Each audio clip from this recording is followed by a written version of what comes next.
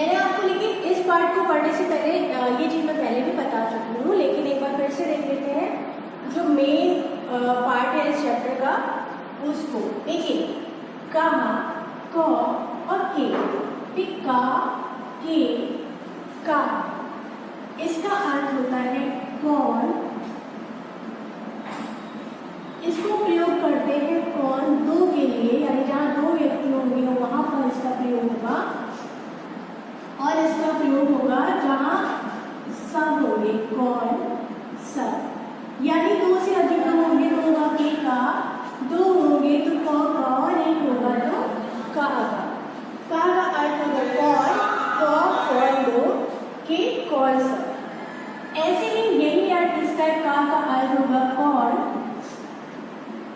के का अर्थ कौन दो के लिए इसको प्रयोग किया जाएगा जहाँ दो लोग होंगे, और जहाँ दो से अधिक होंगे वहाँ पर कहाँ का प्रयोग किया जाएगा। ये सब चीज़ें मैं आपको बता चुकी हूँ, लेकिन पाठ को पढ़ने से पहले एक बार फिर से इसको जान लेना चाहिए ना, ताकि हम अर्थ को अच्छे से समझ सकें। लेकिन देखिए इस आप सोच रहे होंगे इसका अर्थ भी कौन, इसका अर्थ भी कौन, इसका अर्थ भी कौन दो, इसका अर्थ भी कौन दो, इसका अर्थ कौन सब और इसका अर्थ भी कौन सब। यही मेन चीज़ है जो इस चैप्टर में आपको याद रखनी है कि ये तीन जो है ये प्रयोग किए जाते हैं पुल्लिंग के लिए, ठीक है, और ये सब जो है ये का प्रयोग किया जाता है स्त्रीलिंग के लिए। दोनों का अर्थ तो सेम है। देखिए कौन, ये भी कौन, कौन दो, ये भी कौन दो, कौन सब, ये भी कौन सब। तो क्या होता है बच्चों को ये पता होता है कि कौन सब है तो चेक का लगा दो, चेक का लगा दो। तो इस बार इस चक्कर में इस वजह से कई बार गलतियां हो जाती हैं कि कहाँ का प्रयोग कहाँ करना है, कहाँ का प्रयोग करना है, कहाँ करना है। वो केवल ये देखते हैं अगर कौन है तो कुछ भी लगा दो जो उन्हें याद रहता है, चाहे वो कहाँ हो चाहे वो कहाँ हो। लेकिन ऐसा नहीं है। ये जो का के है इनका प्रयोग किया जाता है पुल्लिंग के लिए, जो का के का है उनका प्रयोग किया जाता है स्त्रीलिंग के लिए। इस चीज़ को याद रखना बहुत ज़रूरी है, क्योंकि जब आप संस्कृत में अनुवाद बनाएंगे और ये आपको नहीं पता होगा तो आप स्त्रीलिंग के लिए पुल्लिंग का प्रयोग कर लेंगे, पुल्लिंग के लिए स्त्रीलिंग का प्रयोग करेंगे तो वो गलत हो जाएगा, उसमें कोई भी मार्क्स नहीं मिलेंगे। क्योंकि कई बार ऐसा होता है, लास्ट टाइम में जब एग्जाम हुए थे आप लोगों ने कॉपी दिखाई थी तो कुछ स्टूडेंट थे जिसका ये कहना था केवल मैम इतना ही तो गलत हुआ, बाकी तो सब ठीक था। लेकिन अब आप ही बताइए, जहाँ स्त्रीलिंग पूछा जाए वहाँ आप पुल्लिंग कर लें, जहाँ पुल्लिंग पूछा जाए वहाँ स्त्रीलिंग कर लें, तो क्या वो सही होगा? नहीं है ना। इसीलिए जब भी किसी भी चैप्टर में जो मेन पॉइंट होगा, जो मुझे लगता है कि आप कंफ्यूज हो सकते हैं या जिसको समझने में आपको प्रॉब्लम हो सकती है या जिस जगह आप गलती कर सकते हैं, उसको मैं बार बार बताती हूँ और अच्छे से बता देती हूँ ताकि आपको कन्फ्यूज़न ना हो। जैसे कि इस चैप्टर में ही आपको हो सकती थी, क्यों? क्योंकि इनके अर्थ बिल्कुल एक जैसे हैं, जो अर्थ इनके हैं वही अर्थ इनके हैं। फर्क बस इतना है कि ये पुल्लिंग के लिए प्रयोग किए जाते हैं और ये स्त्रीलिंग के लिए। तो मेन जो है आपको ये याद रखने होंगे कि कौन से पुल्लिंग के लिए प्रयोग किए जाएंगे और कौन से स्त्रीलिंग के लिए प्रयोग किए जाएंगे। तो इसको देख, या तो आपको कन्फ्यूजन हो तो आप एक साथ जैसे मैंने लिखा है ऐसे एक साथ इन्हें लिख लीजिए ना, एक ब्लॉक बना के इनको एक ब्लॉक में लिख लीजिएगा, ये स्त्रीलिंग के हैं और ये पुल्लिंग के हैं, तो ये आपको बहुत अच्छे से याद हो जाएगा। हाँ, तो इनको याद करने के लिए आप क्या करिएगा, एक ब्लॉक पार्ट 8 लिखिएगा, एक दो ब्लॉक बनाइएगा, एक में लिख लीजिएगा कहा के और कहा क और के, एक में लिख लीजिएगा का के और का। ठीक है, जब आप पार्ट 8 कॉपी में लिखने लगेंगे तो लिखिएगा पार्ट 8 उसका नाम, ये दो ब्लॉक बनाइएगा, इसके आगे लिख लीजिएगा पुल्लिंग और इसके आगे लिख लीजिएगा स्त्रीलिंग। उसके बाद इस पार्ट के शब्दों के अर्थ को लिखिएगा। क्यों? देखिए शब्द अर्थ में अलग अलग दिए थे, मतलब अर्थ तो अलग अलग दे रखे हैं, लेकिन आपको जब आप पार्ट 8 लिखेंगे उसके बाद ये दो बना लेंगे ना, तो यही मेन चीज़ है जिसमें आप गलती कर सकते हैं, जो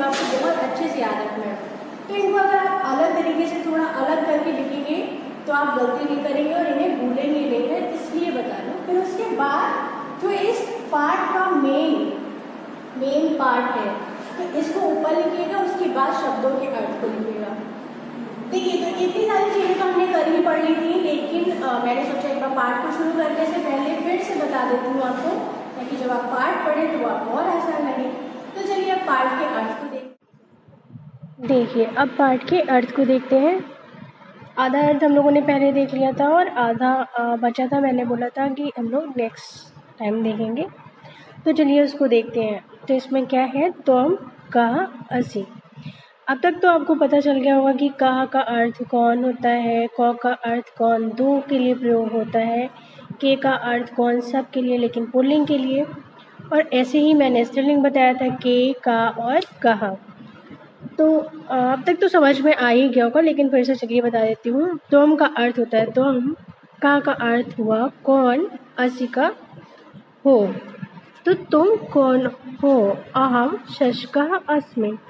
अहम का अर्थ होता है मैं, शशकः का अर्थ होता है खरगोश, अस्मि का अर्थ होता है हूँ। तो इस लाइन का अर्थ हो जाएगा मैं खरगोश हूँ। अहम धावामि, अहम का अर्थ होता है मैं, धावामि का अर्थ होता है दौड़ता हूँ। तो इस लाइन का अर्थ हो जाएगा मैं दौड़ता हूँ।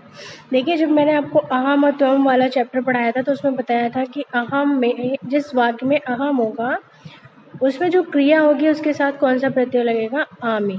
तो इसमें देखिए धावामि में कौन सा प्रत्यय लगा है, आमी, है ना। ऐसे ही त्वम जिसमें होगा उसमें सी प्रत्यय लगेगा। ये मैंने जब चैप्टर आपको पढ़ाए थे तो बताए थे और बार बार रिपीट करती भी रहती हूँ, है ना। तो चलिए आगे देखते हैं। युवाओं को स्था, देखिए ये सब वैसे ही है जैसे हम लोगों ने लास्ट वीडियो में पढ़े थे, देखिए उसी तरह है ना। तो अब तो बहुत इजी हो गया होगा, कई लोग को इसका अर्थ खुद से भी आ रहा होगा, लेकिन फिर भी मैं बता देती हूँ क्योंकि चैप्टर तो कंप्लीट करना ही है।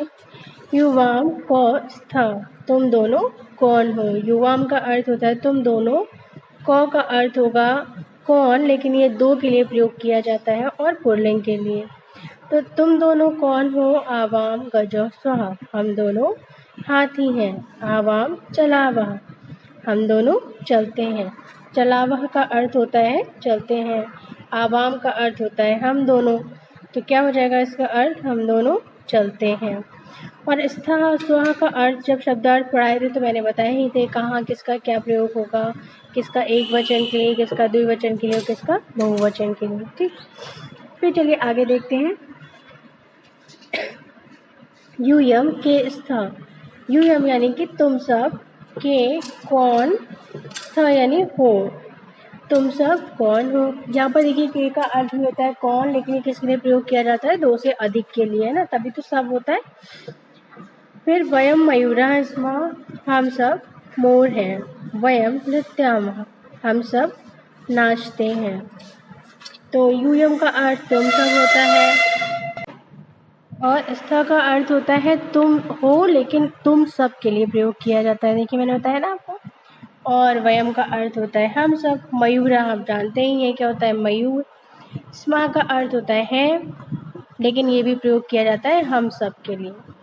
फिर वयम मैंने बताया ही, हम सब नृत्यामा यानी कि नाचते हैं। तो इसका अर्थ हो जाएगा तुम सब कौन हो, हम सब मोर हैं और हम सब नाचते हैं। फिर चलिए आगे देखते हैं। अब तुम, कहा, असी। तुम का अर्थ होता है तुम, कहा का अर्थ मैंने बताया ही कौन, लेकिन किसके लिए, पुल्लिंग के लिए। असी का अर्थ हुआ हो। तो इस लाइन का अर्थ क्या हो जाएगा, तुम कौन हो। अहम कपोतः अस्मि, अहम का अर्थ हुआ मैं, कपोता का अर्थ होता है कबूतर, अस्मि का अर्थ होता है हूँ। तो इस पूरी लाइन का क्या अर्थ हो जाएगा, मैं कबूतर हूँ, है ना। तुम कहा असी, तुम कौन हो। अहम कपोतः अस्मि, मैं कपोता यानी कि कबूतर, अस्मि का अर्थ हुआ हूँ। तो क्या हो जाएगा, मैं कबूतर हूँ। देखिए कितना आसान था ना। बस आपको शब्दों के अर्थ पता होने चाहिए। और लास्ट हम लोगों ने जो पढ़ा था उसमें भी देखिए यही सब आए थे। तो इसके बाद चलिए आगे देखते हैं। फिर क्या है, तो, को, स्थ। तो का अर्थ होता है वे दो, और इनका प्रयोग किया जाता है पुल्लिंग के लिए। तो इसका अर्थ क्या हो जाएगा? वे दो कौन है? आवाम, सुको, स्वह। हम दोनों, सुको यानी कि तोता, तोते को बोलते हैं ना, हम दोनों तोता है। स्व का अर्थ मैंने क्या बताया था? है, लेकिन वो किसका प्रयोग करते हैं? उसके लिए दो लोगों के लिए प्रयोग करते हैं। जैसे कि स्थ का प्रयोग करते हैं तुम सब के लिए, ऐसे स्व का प्रयोग करते हैं किसके लिए? दो के लिए। तो को स्थ, वे दोनों कौन है? आवाम, हम दोनों सुको हैं, या हम दोनों तोता हैं। फिर इसके बाद देखिए आगे है, जो इसके बाद है उसको चलिए देखते हैं। यूयम के स्थ, तुम सब कौन हो? वयम चटका स्म, हम सब चटका यानी कि चिड़िया। स्म का अर्थ हुआ है, तो हम सब चिड़िया हैं। यूयम का अर्थ होता है तुम सब, के का अर्थ हुआ कौन, लेकिन कौन क्या? सब, मतलब ज़्यादा के लिए प्रयोग किया जाता है के का, वरना कौन तो का भी अर्थ होता है, क का भी, के का भी, है ना, लेकिन यहाँ पर के का प्रयोग किया गया है। और मैंने आपको क्या बताया था? के का अर्थ प्रयोग होता है सब के लिए, क्योंकि यहाँ पर दो से ज़्यादा है। तो क्या हो जाएगा? यूयम केस था, तुम सब कौन हो? वयम चटका स्म, हम सब चिड़िया है। तो इसमें भी देखिए किसी भी शब्द का अर्थ इतना कठिन नहीं है जो आपको ना पता हो। सारे ही शब्द के अर्थ मैं आपको पहले बता चुकी हूँ, और हर लाइन के साथ साथ फिर से बताती चल रही हूँ, है ना। चलिए इसके बाद देखते हैं। एषा कहा अस्ति, एषा यानी कि यह, कहा का अर्थ होता है कौन, अस्ति का अर्थ होता है यह कौन है। एषः सिंहः अस्ति, एषः यानी कि यह, सिंह तो आप सब जानते होंगे क्या होता है? शेर। अस्ति का अर्थ हुआ है, यह शेर है। एषः गर्जति, यह क्या करता है? गरजता है। आप सब जानते हैं ना शेर क्या करता है? गरजता है। अभी कुछ बोलेंगे दहाड़ता है, हाँ दहाड़ता भी है, लेकिन यहाँ पर लिखा है गर्जति, तो इसका अर्थ होगा गरजता है। एषा कहा अस्ति, यह कौन है? एषा सिंह अस्ति, यह शेर है।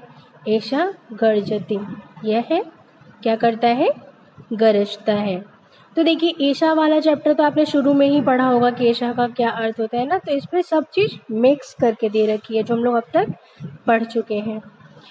अब एतो को स्था, ये दोनों कौन है? एतो अश्वो स्था, ये दोनों कौन है? शेर है। अश्वो यानी कि दो शेर, अश्वः यानी कि अश्व यानी कि दो घोड़े हैं, इसलिए अश्वो बोला गया है। अश्वः होता तो कितना होता? एक घोड़ा होता। तो एतो अश्व स्था, ये दोनों घोड़े हैं। एतो धावतः, ये दोनों क्या करते हैं? दोनों दौड़ते हैं। देखिए दौड़ते हुए दिखाई दे रहे हैं ना। अब देखिए इसमें एतो आ गया, उसमें एषा आ गया, उससे पहले हम लोगों ने पढ़ा युवाम, आवाम, अहम, त्वम, यूयम, वयम। तो ये सारे चैप्टर हम लोग पहले ही पढ़ चुके हैं ना, और इस चैप्टर में क्या हो रहा है? उन सब चीज़ों का मिक्स करके दे रखा है। यानी अगर आपने पहले के चैप्टर अच्छे से पढ़े हैं तभी आपको याद रहेगा कि किसका क्या अर्थ होता है। फिर इसके बाद देखिए एते के संति, ये सब कौन है? एते पिका संति, ये सब कोयल हैं। पिका का अर्थ होता है कोयल। एते कूजंती, ये सब क्या करती हैं? कूजती हैं या कूकती हैं। ठीक है। अब आप सोच रहे होंगे इससे पहले मैम ने बताया कोकिला का अर्थ भी कोयल होता है, अब मैम बता रही हैं कि पिका का अर्थ भी कोयल होता है, तो सही वाला क्या होगा? तो देखिए कोकिला का अर्थ भी कोयल होता है, पिका का अर्थ भी कोयल होता है, लेकिन कोकिला जो है वो कोयल को बोलते हैं, जो पिका है ये बहुत सारी कोयलों के लिए प्रयोग किया जाता है। ठीक है, जहाँ ज़्यादा कोयल हो, मतलब दो से अधिक अगर कोयल हैं कहीं तो वहाँ पर इनको हम बोलेंगे पिका, और बाकी अगर केवल कोयल के लिए प्रयोग करना हो तो उसको बोलेंगे कोकिला। ठीक है, तो इसके साथ ही हमारा ये वाला चैप्टर आज खत्म होता है, यानी समाप्त होता है। इसके बाद नेक्स्ट वीडियो में हम लोग नेक्स्ट चैप्टर को स्टार्ट करेंगे, ठीक है। लेकिन आपको क्या करना है, अब तक आपने जितने भी चैप्टर पढ़ लिए हैं उनको एक बार फिर से रिवाइज़ करिए, क्योंकि देखिए इसी चैप्टर में क्या हुआ था, हम लोग जितने चैप्टर पहले पढ़ चुके हैं उसको मिक्स करके पूछा था ना। और अगर आप पहले वाले चैप्टर भूल गए होंगे तो इसको समझना मुश्किल हो जाएगा, क्योंकि ए शाह हम लोगों ने कितना पहले पढ़ा था, फिर युवाम आवाम कब पढ़ा था, तो आपको सारे चैप्टर एक बार रिवाइज़ करने होंगे। वैसे जब भी मैं चैप्टर पढ़ाती हूँ तो उसके पहले लास्ट जो हम लोगों ने पढ़ा होता है उसका रिवीजन करते हुए चलते हैं ना। लेकिन एक बार आपको खुद से पढ़ना तो बहुत ज़रूरी है। मेरे पढ़ाने के बाद उसके बाद एक बार आप फिर से खुद से रिवीजन किया करिए, ताकि चीज़ें और अच्छे से क्लियर हो जाए। बाकी जब मैं नेक्स्ट चैप्टर पढ़ाती हूँ तो एक बार पिछला रिवाइज करते हुए ही आपको बताती हूँ, है ना। तो आशा करती हूँ आपको सारी चीज़ें समझ में आ रही होंगी। इसके बाद हम लोग नेक्स्ट चैप्टर को पढ़ेंगे।